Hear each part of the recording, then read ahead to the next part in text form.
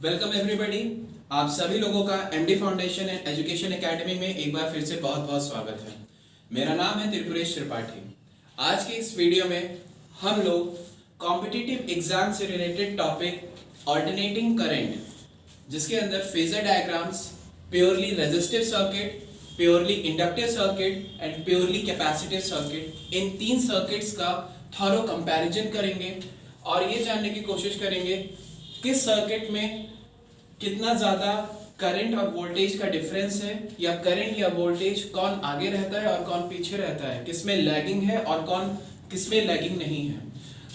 बहुत ही सिंपल सा डिस्कशन है। और इस डिस्कशन के बाद जो बच्चे कॉम्पिटिटिव एग्जाम्स की तैयारी कर रहे हैं, बोर्ड एग्जाम्स की तैयारी कर रहे हैं, लेट से वो आईसीएससी बोर्ड हो, सीबीएसई बोर्ड हो, आईएससी बोर्ड है, या उसके बाद आपका सीयूईटी का एग्जाम है, आईआईटी का एग्जाम है, नीट का पेपर है, या कोई स्टेट लेवल या सेंट्रल लेवल गवर्नमेंट का पेपर है, उसमें ये सारी चीजें ऐसे ही एप्लीकेबल होंगी। आइए शुरुआत करते हैं। इस लेक्चर के बाद चीजें बहुत आसान होंगी। मैं एक सर्किट का डायग्राम बनाऊंगा और उससे रिलेटेड इंपॉर्टेंट इंफॉर्मेशन यहाँ पे कोट इन करूंगा। आइए शुरुआत करते हैं हम लोग प्योरली रेजिस्टिव सर्किट से। जैसा कि नाम यहाँ पे क्या कहा जा रहा है, प्योरली रेजिस्टिव सर्किट। इससे एक चीज तो क्लियर हो गई, इस सर्किट के अंदर सिर्फ और सिर्फ रेजिस्टेंस प्रेजेंट होगा, एक सिंपल आर। इस सर्किट का रेजिस्टेंस देखिए, हम सब ये जानते हैं रेजिस्टेंस का मतलब है ऑब्स्ट्रक्शन, करंट के फ्लो को जो ऑब्स्ट्रक्ट करे। और यहाँ पे चूंकि ऑल्टरनेटिंग करंट है तो सोर्स है, ये ऑल्टरनेटिंग करंट सोर्स का सिंबल, और ये हम लोग ऐसे एप्सिलॉन से इसको डिनोट करते हैं। ओके, ये प्योरली रेजिस्टिव सर्किट है, बहुत बढ़िया। दूसरा है purely purely inductive circuit. Inductive circuit, अब जैसे प्योरली नाम से हम इसमें देख सकते हैं, इसमें सिर्फ एक इंडक्टर लगा होगा, सिर्फ एक इंडक्टर और कुछ भी नहीं। देखिए इसमें एक ईएमएफ जो कि अभी भी एक ऑल्टरनेटिंग करंट सोर्स है। एक चीज याद रखने वाली बात है, इंडक्टर बना होता है किसी वायर को वाउंड करने से, कॉइल का शेप देने से, और वायर का होता है रेजिस्टेंस। एनसीईआरटी बुक्स में उस रेजिस्टेंस को हमने अवॉइड किया है, नेग्लेक्ट किया। We have neglected the resistance of the wire which has been coiled to form an inductor. याद रखिएगा, ये सिंपल रेजिस्टेंस है। जो रेजिस्टर, जब हम रेजिस्टर यूज करते हैं रेजिस्टेंस चेंज कर सकते हैं, तो यहाँ पे एक रेजिस्टेंस दिया, ये एक इंडक्टर है, ये मैग्नेटिक फील्ड के फॉर्म में एनर्जी स्टोर करता है जब करंट इसके थ्रू फ्लो करेगा। और यहाँ पे रेजिस्टेंस, जिस वायर से ये बना है उसका रेजिस्टेंस एक नोड है, फाइन। और इसके बाद जो आखिरी दिया गया है वो है purely capacitive circuit. Capacitive circuit नाम से ही पता चल रहा है इसमें क्या प्रेजेंट होगा, अब आप लोग खुद ही बता सकते हैं, कैपेसिटर प्रेजेंट होगा। सोर्स अभी भी एक ऑल्टरनेटिंग करंट सोर्स है, ऑल्टरनेटिंग करंट सोर्स, और इसके अंदर एक कैपेसिटर है जिसका कैपेसिटेंस है C। कैपेसिटर चार्ज स्टोर करता है, इंडक्टर एनर्जी स्टोर करेगा, और इसका ये इंडक्टेंस L, कैपेसिटर का कैपेसिटेंस C। तीनों केसेस में आप देखिए एसी करंट सोर्स एक ही जैसा है, एक ही। तो अगर इसके अक्रॉस पोटेंशियल डिफरेंस, तो स्मॉल v, ये पिछले लेक्चर में मैं बता चुका हूं, is equal to Vm sine omega t। तो यहां पर भी V equal to Vm sine omega t, और यहां पर भी पोटेंशियल डिफरेंस या energy difference Vm sine omega t, fine. उसके बाद में यहां पे करंट, और ये क्या होता है, इंस्टेंटेनियस वोल्टेज। इंस्टेंटेनियस वोल्टेज हर जगह, ये भी और ये भी इंस्टेंटेनियस, किसी भी क्षण, किसी भी मोमेंट, किसी भी टाइम पे जो वोल्टेज हम मेजर करेंगे। सेकेंड, अब करंट क्या होगा, current I equal to I M sine omega T. I equal to I M sine omega T. यहां पे क्या होगा, I equal to I M sine omega T minus pi by 2। अभी इसको समझेंगे इसका मतलब। और यहां पे क्या होगा, I equal to I M sine omega T plus pi by 2। जैसे ये स्मॉल v इंस्टेंटेनियस वोल्टेज है, वैसे ही स्मॉल i क्या होगा सॉरी इंस्टेंटेनियस करंट। किसी भी पल, किसी भी मोमेंट, किसी भी क्षण पे हमें जो करंट मिलेगा, स्मॉल आई इंस्टेंटेनियस। आप देख सकते हैं sign omega T purely resistive circuit, कोई डिफरेंस नहीं है, मतलब फेज डिफरेंस क्या है, जीरो। यहां देखिए omega T minus pi by two, मतलब जो करंट है इंस्टेंटेनियस करंट इंस्टेंटेनियस वोल्टेज से पीछे है, कितना, पाई बाय टू। तो फेज डिफरेंस यहां कितने का आया, phase difference pi by two का आया। यहां पे इंस्टेंटेनियस वोल्टेज इंस्टेंटेनियस करंट ये हमेशा आगे है वोल्टेज से, प्लस पाई बाय टू, तो फेज डिफरेंस क्या आएगा, पाई बाय टू। देखिए जब डिफरेंस लिखा जाता है तब हम लोग sign, we do not worry about this sign, we just give the difference. Hindi में अंतर बताना है हमें, सिर्फ, ज्यादा कुछ उसमें कन्वेंशन नहीं यूज करना है। फाइन। उसके बाद में ये तीन डिफरेंसेस आपने देखे। फेजर डायग्राम एक होता है फेजर्स। उसके पहले मैं आपको ये बता दूं एक और चीज, ये क्या है, मैक्सिमम वैल्यू, पिछले लेक्चर में कवर कर चुका हूं। Amplitude of voltage, amplitude of current, similarly amplitude of voltage current amplitude. Maximum value कितनी हो सकती है किसी भी सर्किट के अंदर, this we have seen. Okay, अब एसी सर्किट्स को पढ़ने के लिए हम लोग फेजर्स का इस्तेमाल करते हैं। फेजर्स का मतलब सिंपल है, रोटेटिंग वेक्टर्स हम सबको पता है, इसके अंदर दो चीजें होती हैं, मैग्नीट्यूड और डायरेक्शन। सो अगर मैं किसी सर्किट का एग्जांपल लूं, let's say purely resistive circuit का मैंने एग्जांपल उठाया, तो इसका फेजर बनाने के लिए मैग्नीट्यूड क्या बनेगा, ये। अगर आपको मैग्नीट्यूड होगा एम्पलीट्यूड गिवन वोल्टेज का, तो ये होगा, अगर V के लिए फेजर बनाओगे तो इसका ये क्या होगा, मैग्नीट्यूड, और डायरेक्शन क्या होगा, ये एंगल, ये जो कि फेस आप कहते हैं, और यही बन जाएगा कैपिटल V वेक्टर। उसी तरह कैपिटल I वेक्टर आपका क्या बनेगा, IM, and face omega T. अब इसको अगर डायग्राम में आप दिखाएंगे एसी सर्किट्स में, याद रखिएगा ये सारे के सारे इक्वेशंस आप देख सकते हैं, V साइन I, सब में आप ध्यान दें, साइन, बस ओमेगा टी है कहीं माइनस पाई बाय टू, कहीं प्लस पाई बाय टू। इससे कंफर्म है ये सारे कैसे, साइनोसॉइडल। मतलब आपको कुछ भी नहीं समझ में आता, साइन कर्व जरूर बना लीजिए। सो 0 पाई, 2 पाई, 3 पाई, 4 पाई, 5 पाई, और ऐसे ही चलता रहेगा। ये साइन का कर्व है, ये मैक्सिमम वैल्यू होती है साइन के कर्व की, मिनिमम +1 से -1 के बीच में। लेकिन यहाँ पे तो ये एक्सिस, जैसे हम थीटा कहते हैं साइन थीटा, यहाँ पे ये क्या है, ओमेगा टी की एक्सिस है, सही है।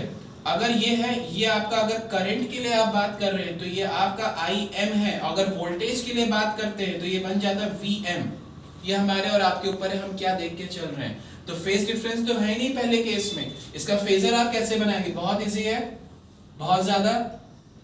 कि किसी भी एंगल की बात करें, लेट्स से ये एंगल है, ये जो कोई भी पॉइंट क्या है, ये स्मॉल v हो सकता है या स्मॉल i हो सकता है, जो भी आपने यहाँ पे इस एक्सेस को vi जो भी माना है, तो इंस्टेंटेनियस वोल्टेज और करंट बताएगा। अब इसके करस्पॉन्डिंग फेजर सिर्फ, और मैं इसके कहाँ क्या बताने की कोशिश कर रहा हूँ, रेजिस्टिव सर्किट के लिए। तो जैसे मैंने कहा वेक्टर बनाइए, ठीक है, वेक्टर मैंने बना लिया, इसका मैग्नीट्यूड Vm के बराबर है, मैग्नीट्यूड डायरेक्शन के साथ, चूंकि, और ये किस एंगल पे, ओमेगा टी1। एक और चीज याद रखिएगा, फिजिक्स हो या maths, anti clockwise, counter clockwise direction में जो भी एंगल हम लेते हैं वो पॉजिटिव माना गया है, ये याद रखिएगा। इसीलिए बुक्स में हमेशा एंटी क्लॉकवाइज या काउंटर क्लॉकवाइज ही दिया हुआ है। सो ओमेगा टी1 और ये, और I का, अभी ये I भी इसी पे लाई करने जा रहा है, क्यों, क्योंकि फेज डिफरेंस है ही नहीं, ये एंगल ओमेगा टी1, कोई अंतर ही नहीं है, कोई फेज डिफरेंस नहीं है। तो ये आपका ये फेजर है, किसके लिए, प्योरली रेजिस्टिव सर्किट के लिए। अभी अगर आप यहां पर आएंगे, फेजर डायग्राम इवन आप यहां भी बना सकते हैं। यहां के केस में एक सिंपल सी बात होगी, आपका जो V है, V हमेशा आगे रहेगा, कितने से, पाई बाय 2 से, मतलब करंट इससे पाई बाय 2 पीछे रहने वाला है, कैपिटल IV, ये देखिए पीछे रहेगा। और वो क्योंकि ये एंगल मैं ऐसे ही मेजर कर रहा हूं, omega T minus pi by 2, अगर ये ओमेगा टी है किसी एक टाइम t1 पे अगर मैं देखूं तो वहां से π/2 पीछे आपको जाना है करंट I पाने के लिए, तो इसीलिए करंट पीछे है और वोल्टेज आगे है इस केस में। और इस केस के अंदर अगर फेजर, ये इसका फेजर है प्योरली इंडक्टिव सर्किट का फेजर डायग्राम, और अगर इस केस की प्योरली कैपेसिटिव सर्किट की बात करेंगे, करंट काफी आगे जा रहा है, तो ये वोल्टेज पीछे है और current will move ahead, current आगे आपका चला जाएगा। और ये ओमेगा t1 किसी टाइम t1 पे, तो ओमेगा t1 से जाएगा और ये π/2 90 डिग्री। एक और चीज अगर आपको कंफ्यूजन हो रहा है, पाई रेडियंस में होता है जो कि 180 डिग्री के इक्वल है, π/2 ऑब्वियसली क्या हो जाएगा 90 डिग्री, और 2 पाई क्या हो जाएगा 360 डिग्री। ओके, ये इसके फेजर डायग्राम्स हैं, फेजर। उसके बाद में एक और चीज जो यहाँ निकल के आ रही है जो थोड़ा सा इंपॉर्टेंट है, प्योरली रेजिस्टिव सर्किट्स के लिए ये डायग्राम अकॉर्डिंगली हम लोग अरेंज कर सकते हैं, उतना ज्यादा जरूरी भी नहीं है, ज्यादा इंपॉर्टेंट है फेजर्स को देखना कहां से वो बन रहा है। और उसके बाद में हम लोग ये देखना चाहते हैं, इस केस के अंदर एक एवरेज पावर आता है, एवरेज पावर वो होता है 1/2 Im² इनटू रेजिस्टेंस, और इंस्टेंटेनियस पावर होता है I² R, जहां पे I की जगह आप पुट कर सकते हैं Im sin omega t square R, जो कि इक्वल हो जाएगा Im² sin square omega t into R। तो ये एवरेज पावर, ये इंस्टेंटेनियस पावर, याद रखिएगा ये नोटेशंस को भी बहुत इंपॉर्टेंट है। एवरेज पावर और इंस्टेंटेनियस पावर, उस पल पे, उस क्षण पे, उस मोमेंट पे। Okay fine. फिर इंडक्टिव सर्किट की बात करते हैं। याद रखिएगा एवरेज पावर एक साइकिल के लिए हम लोग देखते हैं, और हर साइकिल के लिए एवरेज पावर क्या आने जा रही है, बार एक सिंबल है एवरेज के लिए, ऑब्वियसली एवरेज पावर आने जा रही है 0। और इंस्टेंटेनियस पावर की अगर आप बात करेंगे इस सर्किट के केस में, then you will get -Imvm/2 sin 2 omega t। Fine. इस केस में प्योरली कैपेसिटिव सर्किट में आपको average power you will be getting at 0 again, और instantaneous power you will getting at Imvm/2 sin 2 omega t। अगर आप ध्यान दें, सिर्फ और सिर्फ माइनस और प्लस का अंतर है। एक और चीज which we should take into our consideration, ये एक इंडक्टर है, इसके अंदर as per Faraday's law of electromagnetic induction एक ईएमएफ आ जाएगा, एक वोल्टेज खुद ही, एक एसी सोर्स का वोल्टेज ही है, एक ईएमएफ भी आ चुका है, तो obviously voltage, energy difference, potential difference हमेशा ज्यादा है और करंट कम हो जाएगा, इसीलिए करंट पीछे है वोल्टेज के फेजर डायग्राम में। ये कैपेसिटर है, इसके अंदर इलेक्ट्रिक फील्ड आएगी जैसे जैसे चार्ज होगा इस सोर्स के थ्रू, और इसके अंदर खुद ही करंट जनरेट हो जाएगा और करंट ज्यादा होगा, इसीलिए इस केस में वोल्टेज पीछे है करंट से π/2 से। ये एक लॉजिकल रीजनिंग है, क्यों, किस केसेस में वोल्टेज आगे है, किस केसेस में वोल्टेज पीछे, means which physical quantity lags behind another physical quantity. This is one of the basic logical reasoning behind everything. और जो आखिरी चीज हम लोग इस लेक्चर में देखेंगे, इसी केस में प्योरली इंडक्टिव के लिए मैं यहाँ पे लिख दे रहा हूँ IRMS या I जो भी आप कहिए, ये होगा Im/√2, और V या VRMS होगा Vm/√2। ये हम लोग लास्ट लेक्चर में भी मैं आपको ये बता चुका हूँ।